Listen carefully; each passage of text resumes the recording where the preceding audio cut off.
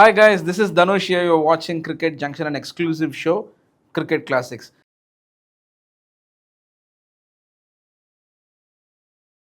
வாரம் வாரம் நம்ம வந்து ஏதாவது ஒரு கிளாசிக் மேட்சை பற்றி டிஸ்கஸ் பண்ணிட்டு இருக்கோம். அந்த சீரீஸில் we are going to discuss about one of the most thriller மேட்சஸ்னே சொல்லலாம்.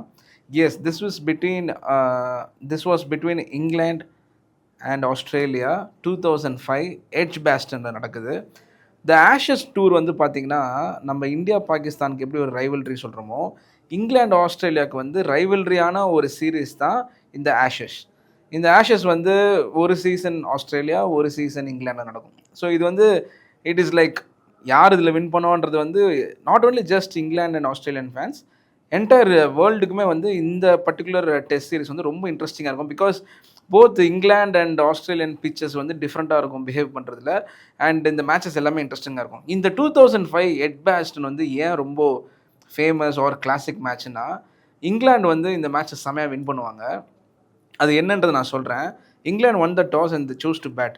கம்மிங் டு த டீம், இது வந்து பார்த்திங்கன்னா இங்கிலாண்டோட ப்ரைம் டைம், ஆஸ்திரேலியாவோட ப்ரைம் டைம். இந்த டீம்ஸே வந்து ஆல் ஃபேமஸ் கிரிக்கெட்டர்ஸ். இந்த சைடு பார்த்திங்கன்னா ஆண்ட்ரூ ஸ்ட்ராஸ், மைக்கேல் வான் தான் கேப்டன் பண்ணுறாரு. அதுக்கப்புறம் நம்ம போலிங்கில் வந்து Ashley Giles, Simon, Steve Harmison.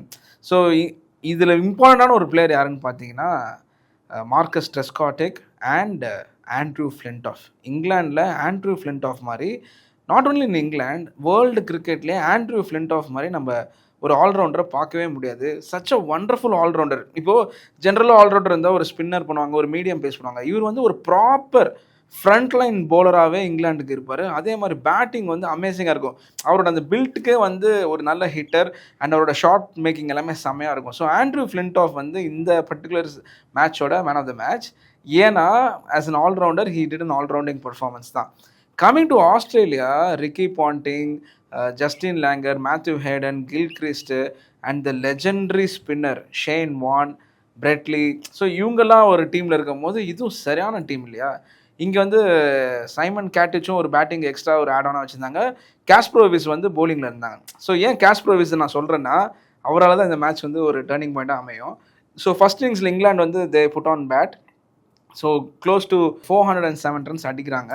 அடித்ததுக்கப்புறம் England வந்து okay we had a better லீடுன்னு சொல்லி செகண்ட் இன்னிங்ஸ் வந்து, அதாவது ஃபஸ்ட் இன்னிங்ஸ் ஆஃப் ஆஸ்திரேலியா ஆடும்போது Australia gave a very tough ஃபைட்னே சொல்லலாம். ஸோ க்ளோஸ் டு 308 வந்தாங்க. செகண்ட் இன்னிங்ஸு இங்கிலாந்துக்கு செம டஃப் டைம் கொடுத்தாங்க ஆஸ்திரேலியனுக்கு, especially the legendary bowler Shane Warne. He picked 6 wickets, 180 ரன்ஸில் ஆல் அவுட் ஆயிட்டாங்க. ஸோ 283 or 81 அந்த ரேஞ்சில் வின் பண்ணுற ஒரு ரிக்குவயர்மெண்ட் வரும்போது Australia put on to bat. Second innings is always difficult. ஏன்னா டெஸ்ட் மேட்சோட ஃபார்மேட்லேயே வந்து the beauty is fourth innings வந்து பிச்சு வேறு மாதிரி பிஹேவ் பண்ணும். அதே மாதிரி டார்கெட் வந்து ஒரு 150 200 டிஃபெண்ட் பண்ண முடியுன்ற ஒரு மைண்ட் செட் வந்து ஆப்போனண்ட்டுக்கு கொடுக்கக்கூடிய விஷயம் தான் டெஸ்ட் மேட்சஸ். அதுவும் batting on England pitch 5th day, it is all happening there. அப்போது வந்து நம்ம Andrew Flintoff, my god what a champion player is. அவர் வந்து செமையாக போல் பண்ணுறாங்க. But the fight from Australia was immense. They were inching towards victory. ஒரு side wickets போயிட்டு இருக்கு, ரிக்கி பாண்டிங் டக் அவுட் ஆகிட்டார். ஒரு சைடு விக்கெட்ஸ் போயிட்டே இருக்குது. டெய்லண்டர்ஸோட ஒரு பார்ட்னர்ஷிப் நடக்குது, ஷேன் வான் அண்ட் பிரெட்லி. இவங்க ரெண்டு பேரும் நான் டெய்லண்டர்ஸ்னு சொல்கிறத விட they are also equal to ஒரு ஆல்ரவுண்டர் தான். ஏன்னா நல்லாவே ஆடுவார் ஷேன் வானும் சரி, பிரெட்லியும் சரி.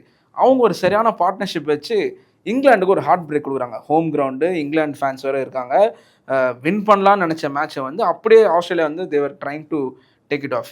ஸோ க்ளோஸாக வரும்போது நம்ம பிரெட்லி மட்டும் இந்த சைடு நிற்கிறாரு, ஷேன் வான் அவுட் ஆகிடுறாரு. லாஸ்ட் விக்கெட்டுக்கு வந்து காஸ்ப்ரோவிஸ் வராரு. நான் சொன்னேன் இல்லையா காஸ்ப்ரோவிஸ். என்ன அதில் பியூட்டினா, காஸ்ப்ரோவிஸ் வந்தோடனே அவுட்டார் அந்த மாதிரிலாம் நடக்கவே இல்லை. அவரு சரியான ஸ்டாண்ட் கொடுக்குறாரு. ஒரு 20 odd ரன்ஸ் வந்து அடிக்கிறார். டெஸ்ட் மேட்ச்சில் 20 odd ரன்ஸு 50-60 பால்ஸ் ஃபேஸ் பண்ணுறதுலாம் ரொம்ப கஷ்டம். இங்கிலாண்டும் பயங்கரமாக போல் போடுறாங்க. இந்த சைடு வந்து பிரெட்லி கொஞ்சம் டிஃபெண்ட் வச்சு செம்மையாக ஸ்டாண்ட் கொடுக்குறாரு.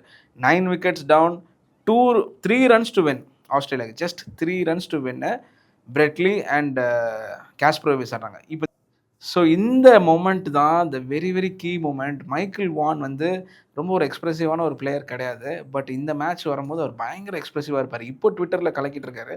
அப்போ வந்து இந்த 3 runs to win, Brett Lee and Kasprowicz 20 runs அடிக்கும் போது Australia was very very favourable to victory. அதாவது இவங்க தான் வின் பண்ணிட்டாங்கடா. அங்கே ஆடியன்ஸ்லாம் அப்படியே ஓகே ஆயிடுச்சு. ஸ்டீவ் ஹாமிசன் அவர் வந்து ஒரு நல்ல டால் பவுலர். அவர் நேராக வந்து ஒரு சரியான ஷார்ட் பால் ஒன்று போட்டு ரிப்ஸுக்கு போடுறாரு. அது காஸ்பரோவிஸ் என்ன பண்ணுன்னு தெரியல. He was actually defending the ball, leaving the ball எல்லாம் பண்ணது. அந்த ஒரு பர்டிகுலர் பாலை வந்து க்ளவுவில் பட்டு கீப்பர்கிட்ட போயிட்டு England clinched victory. My god! அப்போ வந்து அந்த இங்கிலாந்து டீம், அந்த ஆடியன்ஸு, நம்ம ஒவ்வொரு கிரவுண்ட்லேயும் ஒரு ஒரு டிஃப்ரெண்ட் செட் ஆஃப் ஆடியன்ஸ் இருப்பாங்க. இந்த இங்கிலாந்து ஆடியன்ஸ் வந்து அது ஒரு மாதிரி கொஞ்சம் என்ன சொல்கிறது, ஒரு சொஃபஸ்டிகேட்டடான ஒரு அப்ளாஸு அந்த மாதிரிலாம் இருக்கும். செமையாக இருந்துச்சு அந்த மேட்ச்சு. ஆஸ்திரேலியா வந்து they were like very very upset. Brett Lee இந்த சைடு காட் இட் ஆயிடுச்சு. He thought he will take the Australia home அப்படின்னு நினச்சாரு. But unfortunate for him. But Steve Harmison போலிங்கும் அந்த டைமில் and of course the allrounder Andrew Flintoff gave this victory to England னே சொல்லலாம். So this 2005 Edgbaston was always in the books of cricket classics. I hope you guys enjoyed this information with me.